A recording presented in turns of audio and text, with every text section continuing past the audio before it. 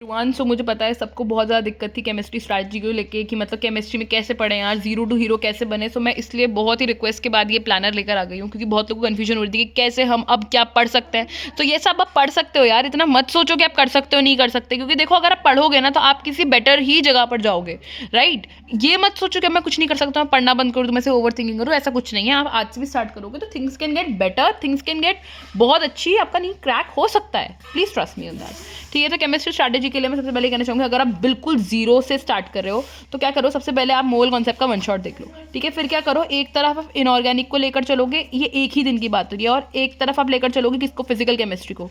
ठीक है, एक दिन में आपने क्या करना है, 2 लेक्चर्स करना है। मैं पूरे 2 चैप्टर की बात नहीं कर रही हूँ, जैसे थर्मोडायनेमिक्स में सपोज 8, 9, 10, 11 लेक्चर्स हैं, तो एक दिन में 1 लेक्चर की बात हो रही है। तो एक दिन आप एक पीरियोडिक का, एक थर्मो का, एक पीरियोडिक का, एक थर्मो का, ऐसे लेक्चर करो। जब आपका, और इसके बाद कैसे आपका पीरियोडिक खत्म हो गया तो नीचे केमिकल बॉन्डिंग स्टार्ट कर दिया, थर्मो खत्म हो गया तो इक्विलिब्रियम स्टार्ट हो गया, फिर इलेक्ट्रोकेम, फिर ठीक है। तो इस तरह से मैंने सीक्वेंस में लिखे हुए हैं कि अगर आपका जब थर्मोडायनेमिक्स हो जाएगा फिर इक्विलिब्रियम करना, फिर इलेक्ट्रोकेम करना, फिर chemical kinetics, structure of atom, redox, solution, फिर आपकी यहाँ पर ये जो फिजिकल केमिस्ट्री है कंप्लीट हो जाएगी। पीरियोडिक में पहले पीरियोडिक करो, केमिकल बॉन्डिंग करो, फिर IUPAC, isomerism, GOC, hydrocarbon, haloalkane, haloarene and so on, ऐसे चैप्टर्स आपके बढ़ते जाएंगे। अब जब क्या है आपकी फिजिकल कंप्लीट हो जाएगी, तब आप क्या करना है, यहाँ पर ऑर्गेनिक को ही इंक्लूड कर देना। ठीक है, और फिर यहाँ पे इनऑर्गेनिक के भी चैप्टर आने लग जाएंगे। तो इस तरह से क्या होगा, आपका सारा कोर्स कंप्लीट हो जाएगा। क्योंकि देखो आपने पिछले का कुछ नहीं किया है, तो अगर आप 3 लेक्चर्स कर रहे थे उससे आपका कोर्स चल रहा था, तो अब 6 करोगे तो क्या है, पीछे का भी कंप्लीट हो चला जाएगा और आगे का भी कंप्लीट हो चला जाएगा।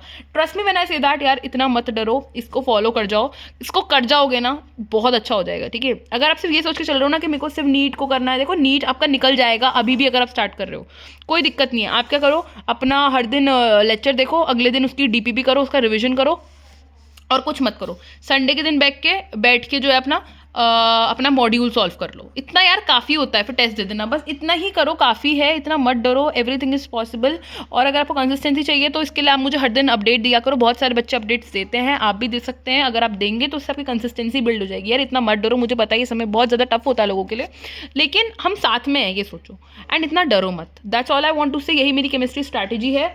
बाकी अगर मुझे कुछ मिलता है तो I will surely share it with you people.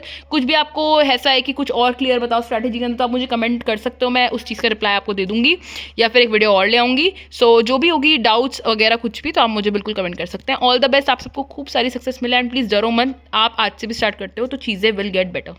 ठीक है, all I want to say was this, bye bye, thank you so much.